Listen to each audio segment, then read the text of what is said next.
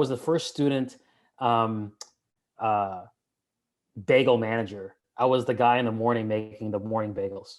And it was cool because I lived in the same hall. So literally I would wake up at 5, quick shower and run downstairs and and start making breakfast. And I could different, I knew people's orders. It was really cool. And so that was it. So I did that. I was a Wayne State tour guide, which was really fun to do, like ushering people. Hey, we're walking, we're stopping, I was doing that. I worked at Express, the Women's Express, so the women's clothing store.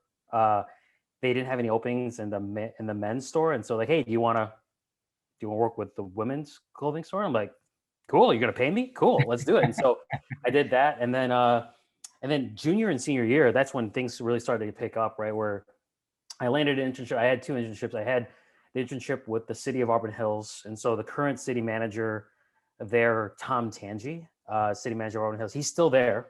He was actually he's actually one of my mentors, and he gave me a paid internship. I think it was like $400 a month or something, doing a marketing based internship. They had never hired a marketing person before, and so I did that.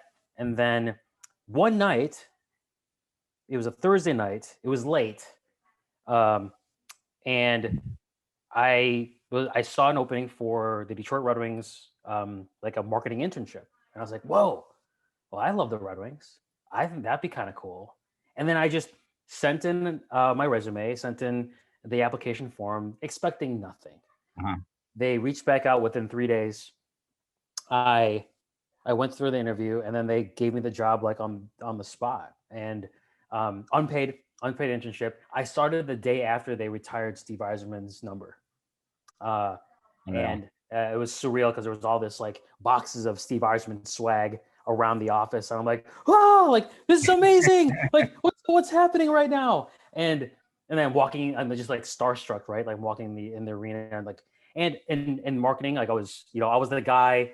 If you've ever been to a Red Wings game or any sporting event, really, I was the guy shooting T-shirts in the crowd, like skating on the ice and shooting T-shirts in the crowd, and finding people to ride the Zamboni between periods throughout the concourse. I'd find like a dad and his son, or a mother and their daughter, or whatever. I'd find those there. And then we would do youth hockey events at the Joe, where during non-game days we still had the ice, right? So how do we maximize the opportunity there? So I orchestrated a lot of those events with a bunch of other interns as well. And then at Hockeytown Cafe, they had me MC some of the like away game viewing parties that they would have, which was so fun. Then after the internship, I interviewed for a ticket sales job with the Red Wings. I didn't get it. They were looking for someone that had more sales experience, which I did not have. Like I had retail experience. I could make a really great bagel sandwich. I could fold clothes with the best of them, but that wasn't what they were looking for. And I'm like, all right. So I was still, luckily, I mean, this Tom Tangi, the city manager, said, hey, you know what? Why don't you come back and just work for me full time just until you find something? And I'm like, well, like, this is great. Like, so I found a job in Chicago. I was like looking for things. I was like, you know what? I'm gonna go to Chicago. I'll check it out. So I interviewed in Chicago. And the story I don't tell often is that I fell for a marketing scam job. I at the risk of not belaboring the point and rambling, because I want to get to everybody's questions. The business model was selling editorial space for a magazine that did not exist. Just let that sit for a minute. Like they all the numbers were wrong.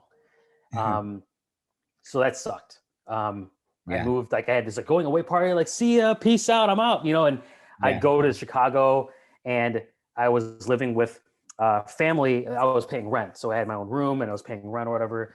I'm like, oh man, like look at this job. It's $25K, 401k, retirement plan. I don't even know what that means. But let's go ahead and do this. And like 3 weeks in, I realized that this was a whole conflict of business ethics. Like I learned about this at Wayne State University. This is wrong. Like this is wrong. There is a course on why I shouldn't be here. And I was scared, man. Like I remember crying. I remember sitting in my room, lights off, curled up in the corner, talking to my best friend, saying, what did I do? Like, what did I do? Like, I totally messed up. Yeah. And so back was against the wall. So as I looked, I was like, what can I do? What's under my control? And what I did is I looked at my experience. I'm like, okay, worked in sports. I really love that. Maybe I can do something there. And so without checking the job boards, I UPS'd. So I didn't send it via snail mail or email. I UPS'd my resume to the Blackhawks, Interesting. the White Sox, and the Bears. The Bears had no openings, but they said thanks, but no thanks. The White Sox responded back and scheduled an interview there. And then the Blackhawks, the inside sales manager called me. It was a late Thursday evening. He told me, he's like, hey, is this Kevin? I'm like, yeah, this is Kevin. I just received your resume on my desk because I addressed it to the inside sales manager of these teams. Uh-huh. He goes, I don't know if you would be interested, but one of our team members just turned in their notice out of the blue and, would love to come in and interview you. And I was like, and so the next day I called in sick, which I don't condone, but that's what I did. And I went in and, I said, dressed up, did the whole, bit. And he asked me, hey, why should I hire you? I'm like, well, I just, I had to sell myself. I had to be like, oh, I'll work as hard as I can. Like, I know that sales is a numbers game based on what I've seen, what I've heard. And at this point I already had an interview with the Chicago White Sox inside sales manager. And so I asked him, like, what are the tips for someone who's inside sales? And he gave me some like tips and stuff like that. And so I leveraged that in this other interview, which I don't know if that was the right thing or kosher to do, but did it anyways. And then the next day he called me and said, hey, if you want to join, you can join. They had a seasonal inside sales staff that was hired in July 1, that only worked until the end of the season. Mm-hmm. And so at this time, this is like October, November. So the team had already been in place for what?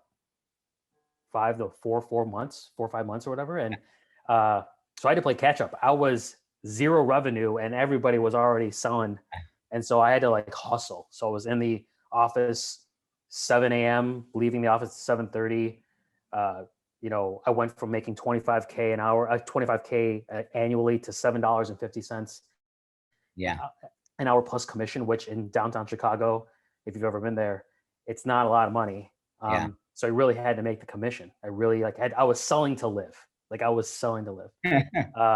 But I leaned on my hockey love. Like I was like, you know what? I'm a fan. So I'm going to just talk hockey.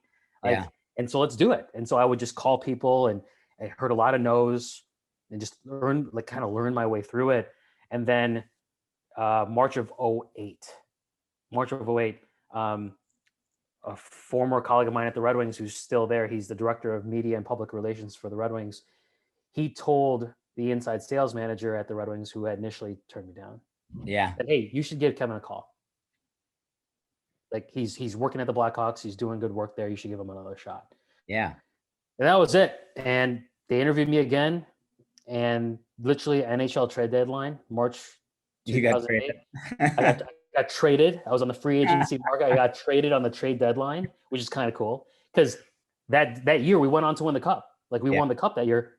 And I got a ring because I was on the roster the day of the NHL trade deadline. I was like, whoa, this is like legit. This is cool, And so I worked there for 3-4 seasons, worked my way up in ticket sales to premium sales, selling suites and like premium boxes at Tiger Stadium, Comerica Park, Fox Theater, and Joe Louis Arena.